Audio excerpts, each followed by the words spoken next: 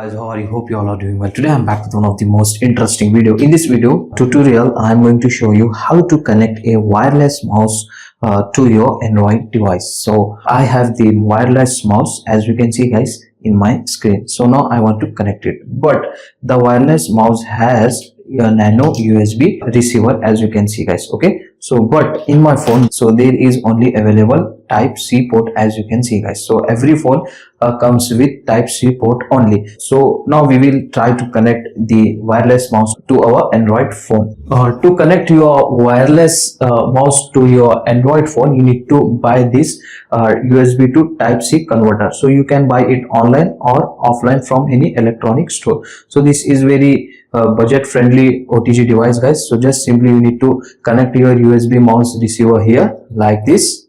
Okay, now this connector you need to connect to your Android phone. Now let's see how it works. So this is our type C port, so just I will connect it. So if the connector is not fitting, just you need to remove your back cover and then just simply connect it.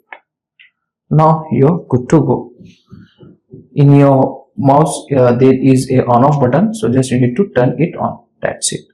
So as you can see guys, now our mouse was successfully connected with our Android phone. So if you want to operate, if you want to open any files, so with the mouse you can easily able to open it. So in our screen, as you can see guys, the mouse cursor is showing visible. It means the mouse is working very fine with your Android phone. In case the mouse is not connecting with the OTG adapter or USB adapter, in that case you need to enable the OTG connection and USB debugging options on your phone.